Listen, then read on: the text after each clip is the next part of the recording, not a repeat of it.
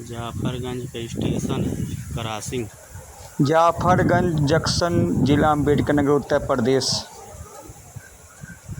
Hello guys, आप सब देख ही सकते हैं क्रॉसिंग लगा हुआ है।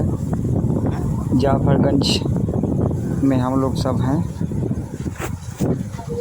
हाँ ये अभी ट्रेन देखिए, आने वाली है, ये देखो गिरा हुआ है। जाफरगंज का क्रॉसिंग है।